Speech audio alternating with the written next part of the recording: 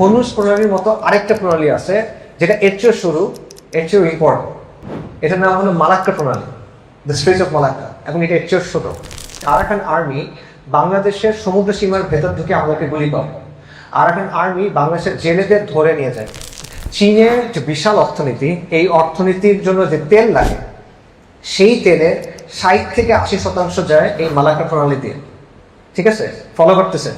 এখন যদি কেউ এই মালাক্কা প্রণালী বন্ধ করে দেয়, মানে যদি আমেরিকা এই মালাক্কা প্রণালী বন্ধ করে দিতে পারে, তাহলে চীনের কি হবে? তো আরাকানে যদি আপনি মানুষ, রসদ এবং অস্ত্র নিতে চান, সবচেয়ে ভালো রুট কোনটা? চট্টগ্রাম বন্দর এবং প্রসেস বাজার। তার মানে এই লড়াইয়ের ভেতরে আপনি আটকা পড়ে গেছেন, এবং এখানে আপনার স্বার্থ কিন্তু কেউ দেখতেছে না, সবাই তার নিজের স্বার্থ দেখতেছে। মিয়ানমারের কথা দেখেন, মিয়ানমারকে ঘিরে একটা বিশাল খেলা চলতেছে, the great game of geopolitics. এখানে 3টা প্লেয়ার আছে যারা সবগুলো বাইরের প্লেয়ার। একটা প্লেয়ার হলো চীন, একটা প্লেয়ার হলো আমেরিকা, একটা প্লেয়ার হলো ভারত। চীনের খেলাটা কি? আপনারা এখন সবাই হরমুজ প্রণালীর কথা জানেন, যে হরমুজ প্রণালী একটা সরু সমুদ্র পথ যেটার ভেতর দিয়ে পৃথিবীর বেশিরভাগ বাণিজ্য সংক্রান্ত জাহাজগুলো চলাচল করে, রাইট? সো হরমুজ প্রণালী বন্ধ হয়ে গেলে পুরো ইকোনমির উপর প্রভাব পড়ে, গ্লোবাল ইকোনমির উপর প্রভাব পড়ে। হরমুজ প্রণালীর মতো আরেকটা প্রণালী আছে যেটা এর চেয়েও শুরু, এর চেয়েও ইম্পর্টেন্ট। এটার নাম হলো মালাক্কা প্রণালী, দ্য স্ট্রেট অফ মালাক্কা, এবং এটা এর চেয়েও ছোট। চীনের যে বিশাল অর্থনীতি, এই অর্থনীতির জন্য যে তেল লাগে, সেই তেলের 60 থেকে 80% যায় এই মালাক্কা প্রণালী দিয়ে। ঠিক আছে, ফলো করতেছে। এখন যদি কেউ এই মালাক্কা প্রণালী বন্ধ করে দেয়, মানে যদি আমেরিকা এই মালাক্কা প্রণালী বন্ধ করে দিতে পারে, তাহলে চীনের কি হবে? চীনের ইকোনমি কোলাপস করবে। তো এই জন্য চীন যে কাজটা করতে চায় সেটা হলো সে একটা বিকল্প রুট চাচ্ছে তার তেলের জন্য। এবং সেই বিকল্প রুটটা কি? বিকল্প রুটটা হলো আরাকানের মাধ্যমে। আরাকানে কিয়াক ফিউ নামে একটা জায়গা আছে, অদ্ভুত নাম, বাট সেইখানে চীন একটা গভীর সমুদ্র বন্দর তৈরি করছে, ডিপ সি পোর্ট, এবং তারা এখানে একটা স্পেশাল ইকোনমিক জোন তৈরি করছে, যার উদ্দেশ্য হলো তেল ওই বন্দরে আসবে এবং ওখান থেকে পাইপলাইনের মাধ্যমে চীনে যাবে, চীনের ইউনান প্রদেশে। এবং এরকম একটা পাইপলাইন তারা তৈরি করছে। সহজ ভাষায় আসলে চীন চায় না যে তাদের সব তেল মালাক্কা প্রণালীর মধ্য দিয়ে যাক, তারা একটা বিকল্প রুট চায়। সেই বিকল্প রুটটা হলো আরাকানের মধ্য দিয়ে। ওকে, এইটার জন্য তারা সেখানে গভীর সমুদ্র বন্দর বানাইছে, পাইপলাইন বানাইছে, বিশেষ ইকোনমিক জোন বানাইছে। আচ্ছা, আমেরিকা কি চায়? আমেরিকা চায় চীনকে থামাইতে, কারণ আমেরিকার মূল কম্পিটিটর, এখন পিয়ার কম্পিটিটর বলা হয়, এটা হলো চীন। সো সে চায় চীনের উত্থান যেন না ঘটে, সে চায় এই বঙ্গোপসাগরে তার যেন একটা প্রভাব থাকে, সে চায় চীনের সাপ্লাই রুটগুলোকে যেন সে প্রভাবিত করতে পারে, বন্ধ করতে পারে। এই জন্য আমেরিকা কি করে? আমেরিকা এগুলো সুন্দর সুন্দর নাম দেয়। আমেরিকাটার নাম হচ্ছে ইন্দো প্যাসিফিক স্ট্র্যাটেজি, এবং সে বলছে ইন্দো প্যাসিফিক স্ট্র্যাটেজি হলো বেসিক্যালি সে চীনকে ঘিরে ফেলতে চায় এবং চীনের সাপ্লাই রুটগুলো বন্ধ করতে চায়। এবং এই জন্য সে বার্মাতে যে সিভিল ওয়ার হচ্ছে না, বার্মার সিভিল ওয়ারে যেটা সরকারি দল, সেটা চীনের যে মেগা প্রকল্পগুলো আছে এগুলাকে সিকিউরিটি দিচ্ছে। তো এই জন্য আমেরিকা কি করতেছে? সে যারা সরকারের বিরুদ্ধে লড়াই করতেছে তাদেরকে সমর্থন দিচ্ছে। কথা বুঝছে? যারা সরকার আছে তারা চীনের মিত্র, যারা বিরোধী পক্ষ আছে আমেরিকা তাদেরকে সাহায্য করতেছে। এখানে আরো কিছু প্যাচ আছে, ওটা আমরা যাচ্ছি না। আচ্ছা, এটা হলো চীন এবং আমেরিকা। ভারতের প্রকল্প কি? ভারতের একটা প্রকল্প আছে, সেটাও আরাকানে, এবং এটার নাম হলো কালাদান মাল্টি মোডাল প্রজেক্ট।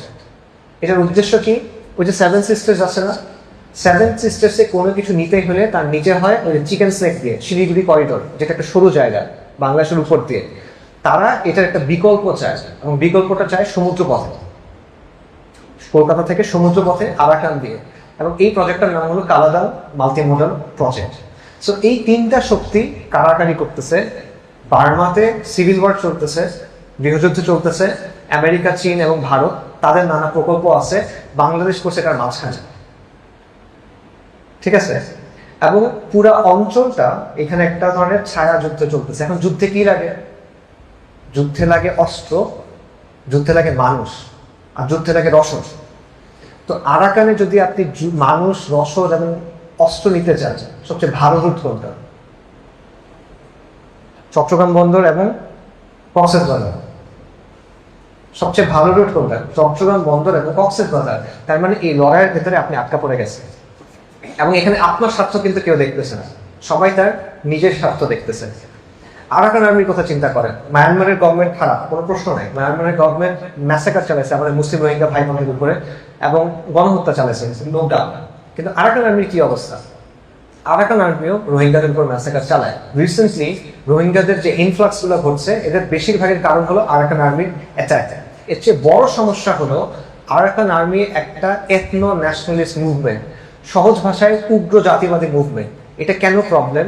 কারণ তাদের চিন্তায় গ্রেটার আরাকান নামে একটা জিনিস আছে। গ্রেটার আরাকান মানে কি? তারা মনে করে আরাকান এখন যতটুকু আগের চেয়ে বড় ছিল। আরাকানের আগে কিছু অংশ ছিল যেগুলো এখন আরাকানের ভেতরে নাই। আগের অংশগুলো কি? আগের অংশগুলোর মধ্যে চট্টগ্রাম পড়ে। কথা বুঝছেন? যেই সশস্ত্র দলটা এখন আরাকান রাজ্য প্রদেশটা ব্যাপক মানে বিশাল অংশ কন্ট্রোল করে, তারা বেসিক্যালি বিশ্বাস করে যে চট্টগ্রাম তাদের ঐতিহাসিক অংশ, কর্ণফুলী পর্যন্ত অ্যাটলিস্ট। তো এটা একটা বিশাল সমস্যা। এটা মনে করে 1663 সালের আগ পর্যন্ত চট্টগ্রাম তাদের অংশ ছিল। 1666-তে মুঘলরা চট্টগ্রাম তাদের কাছ থেকে দখল করে নেয়, এটা তাদের পাওয়ার কথা। এবং এই জন্য আপনি দেখবেন যে আরাকান আর্মি বাংলাদেশের সমুদ্র সীমার ভেতর ঢুকে আমাদেরকে গুলি করে। আরাকান আর্মি বাংলাদেশের জেলেদের ধরে নিয়ে যায়। রিসেন্টলিও এই খবর আপনারা দেখছেন, রাইট? এটা তারা কেন করে? তারা মনে করে এখানে তাদের রাইট আছে। আরেকটা প্রবলেম আছে, আরাকান আর্মি বাংলাদেশের পাহাড়ে যে বিচ্ছিন্নতাবাদী মুভমেন্ট আছে তাদেরকে অস্ত্র দিয়ে হেল্প করে এবং তাদেরকে ট্রেনিং দিয়ে হেল্প করে। আরাকান আর্মির হাতে যদি পুরো আরাকান চলে যায়, তাহলে বাংলাদেশের যে বিচ্ছিন্নতাবাদী মুভমেন্ট আছে তারা বাংলাদেশের বিরুদ্ধে গেরিলা যুদ্ধ চালানোর জন্য একটা স্থায়ী নিরাপদ বেস পাবে, সেফ হেভেন পেয়ে যাবে, যেটা আপনার জন্য খুবই খারাপ সংবাদ। পার্বত্য চট্টগ্রামের কথায় আসে। পার্বত্য চট্টগ্রাম বাংলাদেশের মোট আয়তনের 10 ভাগ, বিশাল জায়গা। আমরা আসলে কতটা গুরুত্ব দিই না। পার্বত্য চট্টগ্রাম স্ট্র্যাটেজিক ভাবে খুব গুরুত্বপূর্ণ। পার্বত্য চট্টগ্রাম যে নিয়ন্ত্রণ করবে সে বেসিক্যালি চট্টগ্রাম বন্দরের জায়গাটা নিয়ন্ত্রণ করতে পারবে, বাংলাদেশের ইকোনমিক লাইফ লাইনকে নিয়ন্ত্রণ করতে পারবে। 70-এর দশক থেকে পার্বত্য চট্টগ্রামে বিচ্ছিন্নতাবাদী মুভমেন্ট আছে, এবং এই মুভমেন্টকে কে সাপোর্ট করে? ভারত। ভারত তার ত্রিপুরা এবং মিজোরাম সীমান্ত ইউজ করে 70-এর দশক থেকে এই দলগুলোকে অস্ত্র এবং প্রশিক্ষণ দিয়ে সাহায্য করে আসতেছে। এবং যখনই দিল্লির মনে হয় যে ঢাকার উপর তার নিয়ন্ত্রণ একটু কমতেছে, সে তখনই কিন্তু এই মুভমেন্টগুলোকে আবার চাঙ্গা করে তোলে। এবং এই জন্য আপনারা দেখবেন যে 5ই অগস্টের পর পাহাড়ে কিন্তু আবার সমস্যা তৈরি হয়েছে, এটা নিয়ে নিউজে আসছে। এবং রিসেন্টলি আমি দেখলাম, সম্ভবত আমার দেশে খবর আসছে, কিভাবে এই বিচ্ছিন্নতাবাদী মুভমেন্টগুলা বহির্বিশ্বেও কূটনৈতিক প্রচারণা চালাচ্ছে। এটা গেল একটা, এটা লোকে পার্বত্য চট্টগ্রামের শান্তি বাহিনী বা এই ধরনের নামের যে দলগুলো আছে সেগুলোর কথা। এর বাইরে এই উপমহাদেশে একটা জনগোষ্ঠী আছে যার একটা আলাদা রাষ্ট্র চায়, নতুন রাষ্ট্র। এই জনগোষ্ঠীর অবস্থান 3টা দেশে, ভারতে, মণিপুর এবং মিজোরামে, বার্মাতে, চীন প্রদেশে, এবং বাংলাদেশে পার্বত্য চট্টগ্রামে। এবং এই জনগোষ্ঠীর জনসংখ্যা হলো প্রায় 25 লক্ষের মতো। ধর্মের দিক থেকে এরা প্রায় সবাই খ্রিস্টান, এবং এরা একটা আলাদা দেশ চায়। সে দেশের নাম কি? এই জনগোষ্ঠীর নাম কি? আপনারা এদেরকে চেনেন কুকি চিন্তা। এদের অ্যাকচুয়াল নাম হলো জো।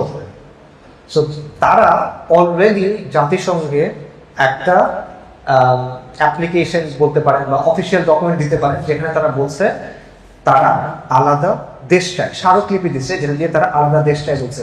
এবং এই জনগোষ্ঠীর সব মানুষ না, বাট কিছু মানুষ সশস্ত্র মুভমেন্টকে সাপোর্ট করে, এবং এই সশস্ত্র মুভমেন্ট প্রত্যেকটা দেশের মধ্যে আছে। বাংলাদেশে আছে, বাংলাদেশে যেটা আছে সেটার নাম কি? KNF, কুকি চিন ন্যাশনাল ফ্রন্ট, এবং কুকি চিন ন্যাশনাল আর্মি সম্ভবত, রাইট? তো এই মুভমেন্ট বাংলাদেশে আছে। ওই যে আপনারা খবরে দেখছেন নেইথান বম, দেখছেন কিনা?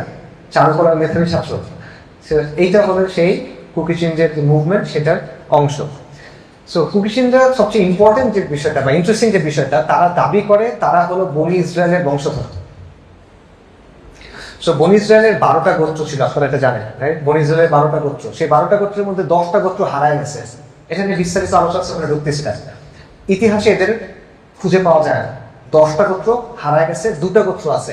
কারণ বলা হয় যে বর্তমানে যে ইহুদিরা আছে এরা হলো সেই 2টা গোত্রের বংশধর। এটা নিয়ে অনেক আপত্তি আছে, বাট এটা হলো মূল স্টোরি। সে 10টা গোত্র যেটা হারায় গেছে, দুনিয়ার অনেক জনগোষ্ঠী দাবি করে যে তারা এই 10টা গোত্রের বংশধর। তো কুকিচিনরা দাবি করে তারা হলো বনি মেনাসে। বনি মেনাসে এই 10টা গোত্রের একটা। সো বেসিক্যালি তারা বলতেছে আমরা ধর্মের খ্রিস্টান, বংশে ইহুদি। ঠিক আছে, এখন আপনার কাছে এটা মনে হবে যে এটা কি বলতেছে, তা হাস্যকর কথা, রাইট? কিন্তু এই কথা তারা সিরিয়াসলি বিশ্বাস করে, এবং ইসরায়েলের যেটা চিফ র্যাবেনের, মানে ইসরায়েলের প্রধান ধর্মীয় অথরিটিগুলোর যারা একটা, তারা এই দাবিকে মেনে নিচ্ছে। এবং এই জন্য আপনি দেখবেন যে কুকিচিন জনগোষ্ঠীর অনেক মানুষকে তারা ইসরায়েলে নিয়ে গেছে।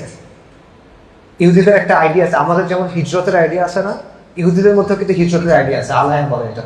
তো এইভাবে তারা কিন্তু তাদের ওখানে নিয়ে গেছে। এখন কেন এটা ইম্পর্টেন্ট দেখেন, ইম্পর্টেন্ট এই জন্য, সেটা হলো উপমহাদেশে একটা নতুন রাষ্ট্র করা হবে, যেটা হবে খ্রিস্টান রাষ্ট্র, কারণ এটা সবাই ধর্মে খ্রিস্টান। যারা বংশে বলতেছে তারা ইহুদি, তার মানে তাদের মিত্র হলো ইসরায়েল। আচ্ছা, তো আমাদের ওলামায়ে কেরাম দেখবেন অনেক আগে লেখা আছে যেখানে তারা বলতেছে যে পার্বত্য চট্টগ্রামে একটা খ্রিস্টান রাষ্ট্র তৈরি করার পায়তারা চলতেছে। এই বাস্তবতা এটা অবাস্তব কথা না, এটা ষড়যন্ত্র তত্ত্ব, এটা বাস্তব কথা। এগুলো সব ডকুমেন্টেড। তারা যে জাতিসংঘে স্মারকলিপি দিচ্ছে, এটা ডকুমেন্টেড। তো এই বিষয়গুলো যখন আপনি সামনে রাখবেন, তখন আপনি বুঝবেন যে বাংলাদেশের পার্বত্য চট্টগ্রামে খ্রিস্টান মিশনারিদের এত কাজ আছে, এনজিওগুলোর এত কাজ আছে। বাংলাদেশে কিছু অদ্ভুত গোষ্ঠী আছে যে কোয়ান্টম বা এরকম নামে, তারা কেন পার্বত্য চট্টগ্রাম নিয়ে এত আগ্রহী, এই বিষয়গুলো আপনি তখন বুঝবেন।